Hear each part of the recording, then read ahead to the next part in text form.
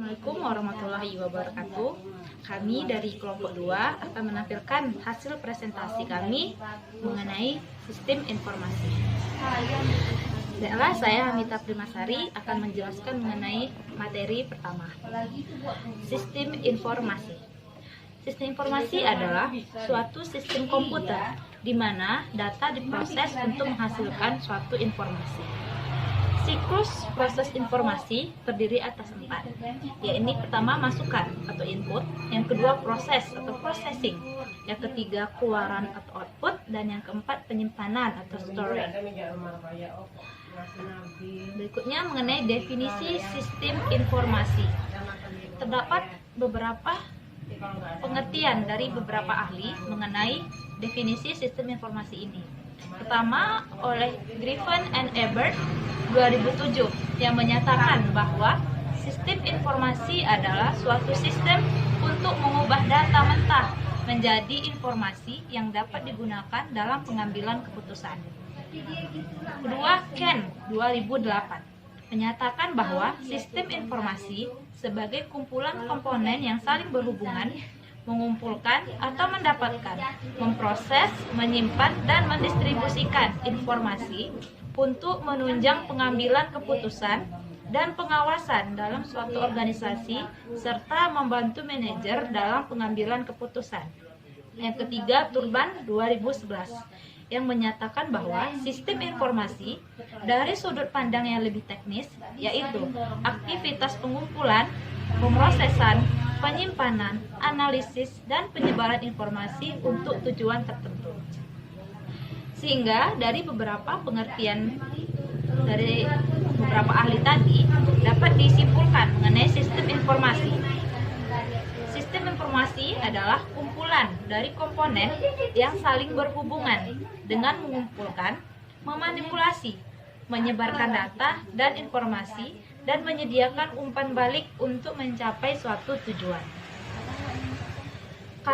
Karakteristik informasi terdiri atas 4, yakni relevansi. Informasi memiliki kaitan langsung dengan masalah yang ada serta dapat memberikan manfaat bagi pemakainya. Yang kedua, akurasi, yakni informasi harus bebas dari kesalahan dan harus jelas. Yang ketiga, ketepatan waktu, yakni informasi yang diperoleh tidak boleh terlambat karena sudah tidak diperlukan lagi dan tidak memiliki nilai untuk pengambilan keputusan bagi pihak manajemen. Yang keempat, yakni kelengkapan, yakni informasi yang disajikan harus memberikan gambaran yang lengkap. Berikutnya, tingkatan manajemen, yakni terdiri atas 3, yang mana pertama manajemen lini puncak, yang kedua manajemen lini tengah, dan yang ketiga manajemen lini bawah. Terakhir, mengenai cara meningkatkan produktivitas dengan sistem informasi, yakni memungkinkan penyimpanan dokumen dilakukan secara efisien. Kedua, jasa informasi dengan kualitas lebih baik bagi organisasi dan individu. Yang ketiga, memberikan peringatan dini mengenai masalah internal dan eksternal perusahaan. Dan yang keempat, meningkatkan kemampuan dalam menghadapi masalah-masalah. Baiklah, sekian materi dari saya. Assalamualaikum warahmatullahi wabarakatuh. Saya Desy Kasabira akan menjelaskan materi tentang 6 komponen sistem informasi menurut Turban. Yang kedua yaitu klasifikasi sistem informasi. Yang ketiga, peran sistem informasi dalam bisnis.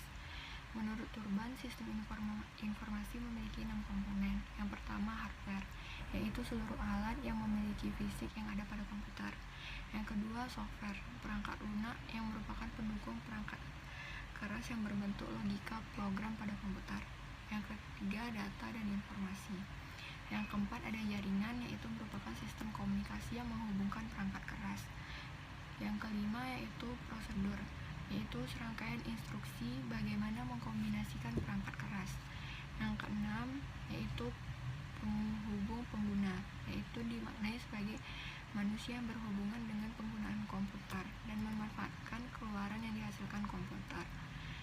Sistem informasi juga terbagi dari berbagai aspek, yaitu yang pertama berdasarkan tingkatan organisasi, yaitu sistem informasi departemen, yang kedua sistem informasi perusahaan, dan yang ketiga sistem informasi yang terorganisasi. Ada juga sistem informasi dalam suatu organisasi. Yang pertama itu sistem informasi pribadi, yang kedua sistem informasi kelompok kerja, yang ketiga sistem informasi perusahaan.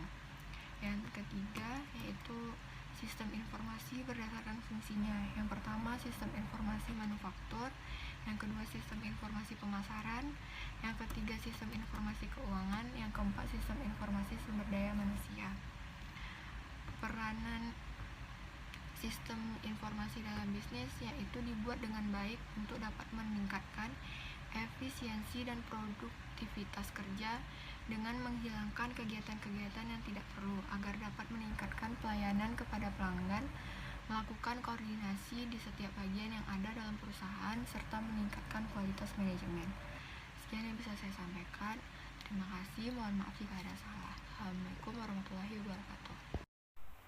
Assalamualaikum warahmatullahi wabarakatuh.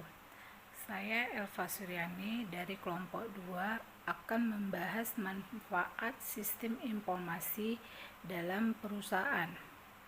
Adapun manfaat sistem informasi bagi perusahaan adalah sebagai berikut, yaitu 1. Dapat meningkatkan efisiensi operasional, yaitu sistem informasi dapat menekan biaya operasional menjadi lebih efisien sehingga perusahaan dapat menghasilkan produk atau jasa yang lebih murah. 2. Dapat memperkenalkan inovasi dalam bisnis. Suatu perusahaan menerapkan sistem informasi strategis dengan membangun hubungan perusahaan dengan pelanggan dan pemasok. 3. Dapat mengembangkan sumber-sumber informasi strategis. Sistem informasi tidak hanya memproses transaksi, menyediakan informasi untuk pengambilan keputusan bagi pihak manajemen. Mengapa kita perlu mempelajari sistem informasi? Adapun beberapa keharusan untuk mempelajari sistem informasi yang berbasis komputer ada 2 alasan, yaitu 1. Adanya kenyataan bahwa industri teknologi informasi yang terdiri atas industri komputer dan industri terkait lainnya, di mana sistem informasi merupakan industri komersial dunia yang paling bernilai. 2. Adanya kenyataan bahwa industri teknologi informasi telah menciptakan banyak kesempatan kerja di berbagai bidang kehidupan. Adapun pengetahuan tentang sistem informasi bagi para manajer dapat dilihat pada 2 kelompok, yaitu 1. Pengolahan data bisnis. Sebagai besar organisasi bisnis mengolah data dalam jumlah banyak dan melakukan berbagai jenis transaksi bisnis. 2. Sistem informasi manajemen. Para manajer pada berbagai tingkatan sering menerima ringkasan laporan transaksi bisnis maupun data terinci. Sistem informasi komponen blok bangunan. Menurut O'Brien menyatakan bahwa sistem informasi terdiri dari komponen-komponen yang disebut blok bangunan yang terdiri dari 1. Komponen input atau masuk. Di sini termasuk metode dan media untuk menangkap data yang akan dimasukkan yang dapat berupa dokumen dasar. 2. Komponen model terdiri dari kombinasi prosedur, logika, dan model yang akan memanipulasi data masuk yang tersimpan di basis data dengan cara yang sudah ditentukan untuk menghasilkan keluaran yang diinginkan. 3. Komponen keluar atau output. Sistem informasi keluar yang merupakan informasi yang berkualitas dan berguna untuk semua pemakai sistem. 4. Komponen teknologi. Sistem informasi teknologi digunakan untuk menerima input, menyimpan dan mengakses data yang data menghasilkan dan mengirim keluar dan membantu pengendalian dari sistem keseluruhan. 5. Komponen hardware atau perangkat keras berperan penting sebagai suatu media penyimpanan vital bagi sistem informasi yang berfungsi sebagai tempat penampung data, lebih mudah dikatakan sebagai sumber data informasi. 6. Komponen software atau perangkat lunak berfungsi sebagai tempat untuk mengolah, menghitung, dan memanipulasi data yang diambil dari hardware untuk menciptakan suatu informasi. 7. Komponen basis data atau database merupakan kumpulan data yang paling berkaitan dan berhubungan satu sama lainnya.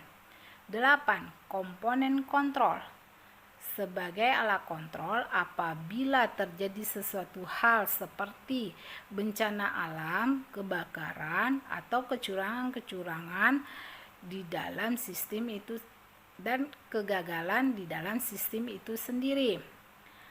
9. Komponen jaringan.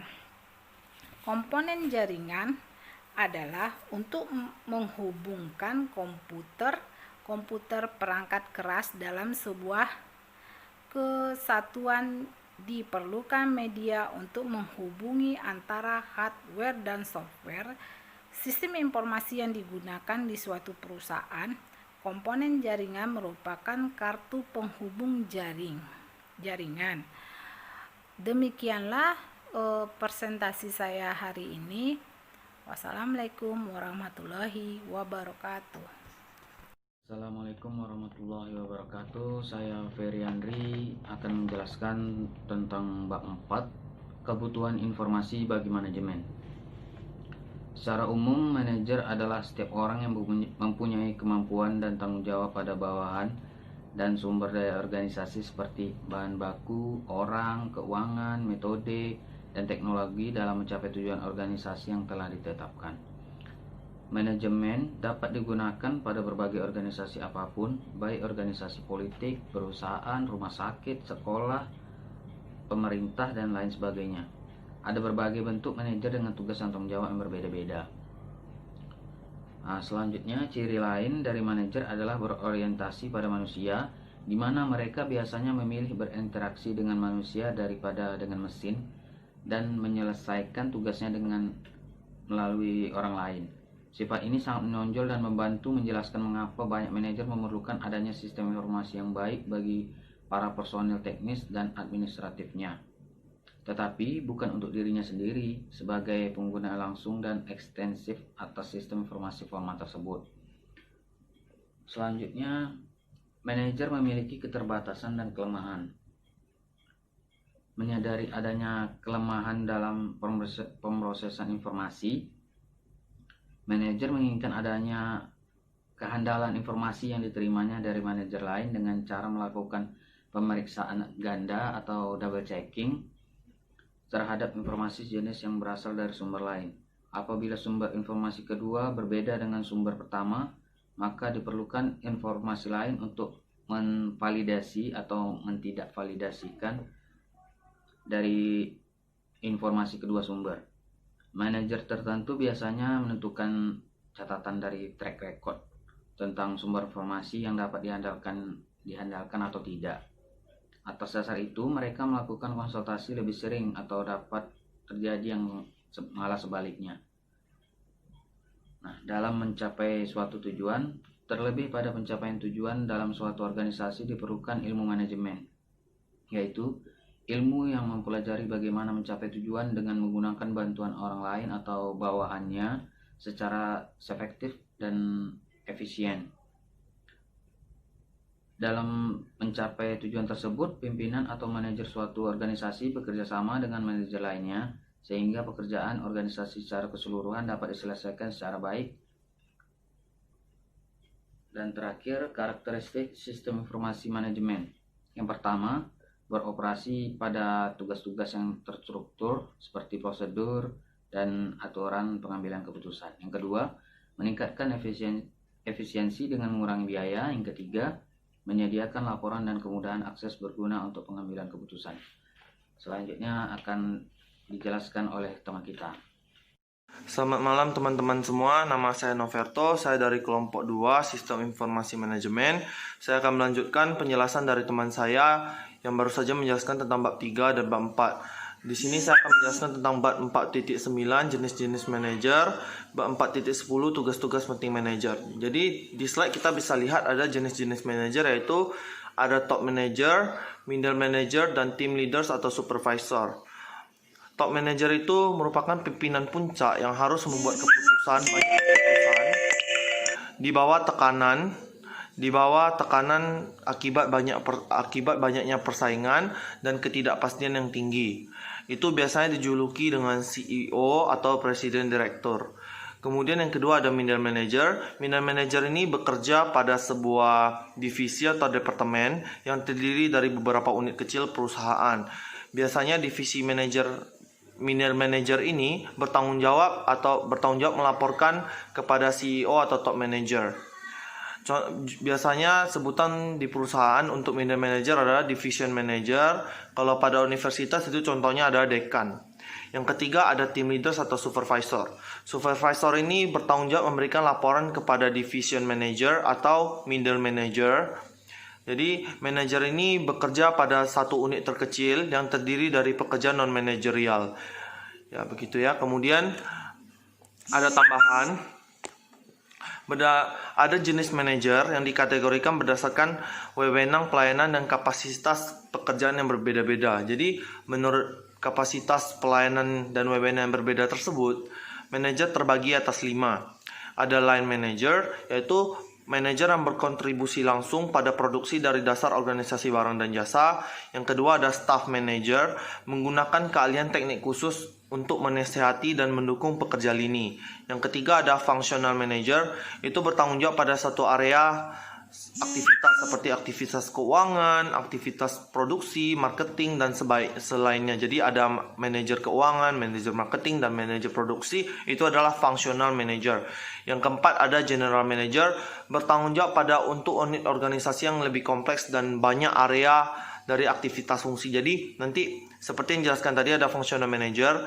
Jadi ada manajer yang bertanggung jawab atas keuangan, marketing, produksi. Nanti di atasnya ini ada general manager. Jadi semua divisi-divisi manajer ini harus bertanggung jawab kepada general manager.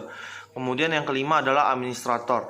Ini manajer yang bekerja pada suatu instansi atau organisasi non laba. Kemudian kita masuk ke bab 4.10 tugas-tugas penting manajer.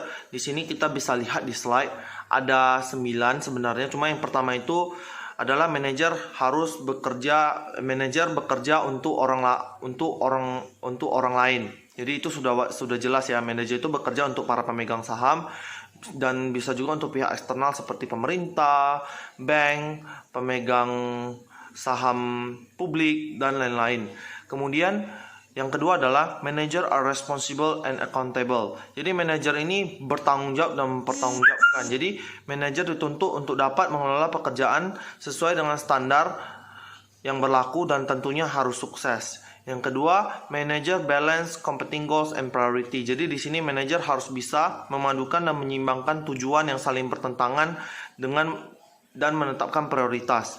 Yang ketiga, manager must think analytically and conceptually. Jadi di sini manajer dituntut untuk dapat melihat tugas secara abstrak dan menyeluruh. Yang keempat, manager are mediator. Jadi di dalam perusahaan itu nanti tentu ada perselisihan. Jadi manajer harus bisa menjadi pihak penengah.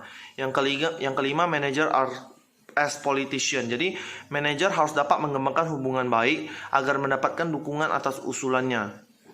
Yang keenam, manager are diplomats. Jadi manajer ini berperan sebagai wakil dari kelompok kerjanya. Jadi selain itu, manajer juga harus bisa mewakili suatu perusahaan atau organisasi di mana tempat ia bekerja untuk dapat berkomunikasi atau berhubungan dengan instansi pemerintah, kontraktor, dan segala macam instansi luar lainnya. Yang kedelapan adalah manager are symbols. Jadi manajer ini melambangkan kesuksesan dan kegagalan suatu organisasi. Jadi sangat penting untuk manajer mempertanggungjawabkan gelar-gelar atau jabatan yang dimilikinya. manager make difficult decision. Yang kesembilan yaitu manager make difficult decision. Jadi manager diharapkan untuk dapat membuat atau menyelesaikan berbagai masalah yang sulit dan mengambil berbagai keputusan yang tepat, walaupun dari keputusan tersebut dia akan dibenci oleh banyak orang seperti itu. Jadi selanjutnya akan dijelaskan oleh teman saya Willy. Terima kasih. Berikutnya saya akan membahas tentang kegiatan manajer, peran-peran manajer, dan jenis keputusan manajemen dan kebutuhan informasi. Oke, kita langsung saja. Yang pertama, kegiatan manajer. Kegiatan manajer sendiri terbagi atas 4. Yang pertama, kegiatan interaksional. Yang kedua, kegiatan administrasi. Yang ketiga, kegiatan teknis. Dan yang keempat, kegiatan pribadi. Yang pertama, kegiatan interaksional ya. Kegiatan interaksional ini terdiri atas 3. Yang pertama, kegiatan antar pribadi. Yang kedua, peranan informasional. Dan yang ketiga, peranan pembuat keputusan. Jadi dalam kegiatan interaksional ini, tentu seorang manajer sebagai peran antar pribadi, dia harus mampu berinteraksi antara satu orang dengan yang lainnya. Dan peran informasional, dia mampu memberikan informasi secara luas, baik kepada atasan maupun bawahannya. Dan yang ketiga adalah peran pembuat keputusan. Jadi adanya suatu permasalahan dalam perusahaan, seorang manajer harus mampu membuat keputusan apa yang harus dilakukan atau apa sebaiknya tindakan yang akan dilakukan oleh perusahaan. Yang kedua adalah kegiatan administrasi. Kegiatan administrasi ini terdiri atas 4. Yang pertama, proses kertas kerja, penyiapan dan administrasi anggaran. Yang ketiga, monitoring kebijakan dan prosedur. Yang keempat, pemeliharaan stabilitas operasi. Lalu berikutnya, yang ketiga adalah yang namanya kegiatan teknis dalam kegiatan manajer. Kegiatan teknis itu seperti apa? Yang kegiatan teknis sendiri terbagi atas 3. Yang pertama, pekerjaan dengan peralatan-peralatan. Yang kedua, pemecahan masalah teknis. Dan yang ketiga, pelaksanaan fungsi-fungsi teknis. Lalu yang keempat, ada yang namanya kegiatan pribadi. Jadi dalam kegiatan pribadi ini, seorang manajer itu harus mampu melakukan pengaturan waktu. Dalam pengaturan waktu tentu dia harus mampu mengatur waktu secara efisien agar semua kegiatan atau semua elemen yang ada di dalam perusahaan mampu berjalan sesuai dengan konteks, sesuai dengan waktu, sesuai dengan aturan yang ditetapkan. Lalu yang ketiga adalah keterlibatan dengan kehidupannya sendiri. Mungkin keterlibatan dalam kehidupannya sendiri ini adalah di mana seorang manajer selain dia mampu memimpin perusahaan, dia juga harus mampu memimpin dirinya sendiri atau mengendalikan dirinya sendiri. Berikutnya, bagian kedua, peranan-peranan manajer. Peranan-peranan manajer ini terdiri dari 3. Yang pertama, impersonal roles.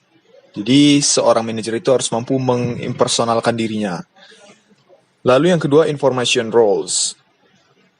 Yang ketiga, decision making roles. Jadi dalam impersonal roles ini, ada yang pertama namanya figurehead. Jadi figurehead ini adalah seorang pemimpin, dia itu harus mampu menjadi figur dalam suatu perusahaan. Lalu ada yang namanya leader. Dia juga harus mampu tentunya selain menjadi figur, dia juga harus mampu menjadi pemimpin. Baru ada yang namanya liaison, itu penghubung. Penghubung ini dalam artian di mana dia mampu berhubungan baik dalam orang-orang yang ada di dalam lingkungannya ataupun yang ada di luar lingkungannya. Berikutnya ada yang namanya informational roles dalam peran manajemen. Informational roles ini seorang manajer harus mampu memonitor segala situasi dan kondisi yang ada di perusahaan di lingkungan dia bekerja. Lalu ada yang namanya disseminator, dan yang ketiga ada yang namanya spokesperson. Spokesperson ini adalah dia harus mampu menjadi seseorang yang berbicara, yang mampu menyampaikan suatu pesan kepada para pendengarnya atau pada para bawahannya atau mungkin kepada atasannya jika dia memiliki atasan. Lalu yang ketiga ada yang namanya decision making roles. Dalam decision making roles ini seorang manajer harus mampu menjadi entrepreneur. Entrepreneur yang dimaksud di sini adalah seorang manajer harus mampu menyusun kembali struktur organisasi perusahaan yang dia tempati apabila mungkin struktur organisasi dalam perusahaan tempat dia bekerja itu kurang tepat atau kurang maksimal. Inilah tugas seorang manajer dalam memaksimalkan fungsi entrepreneur.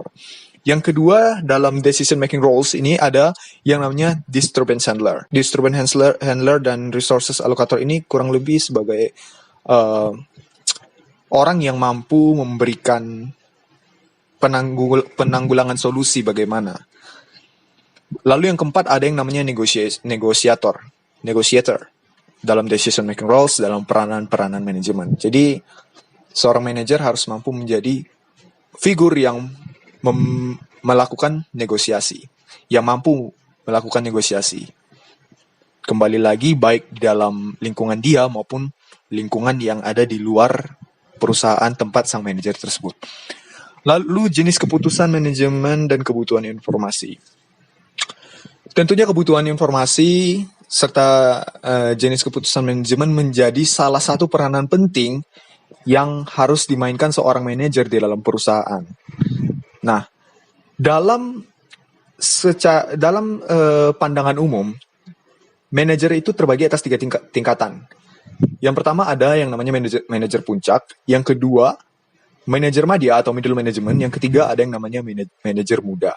Jadi manajer puncak, manajer madya ataupun middle management dan manajer muda ini harus mampu saling berkoordinasi, saling berkomunikasi untuk melakukan pembuatan keputusan yang baik ke depannya bagi kelangsungan perusahaan. Oke, sekian presentasi dari kelompok 2. Apabila ada kekurangan penyampaian atau mungkin ada kata-kata yang kurang berkenan dalam presentasi ini, kami mohon maaf. Terima kasih.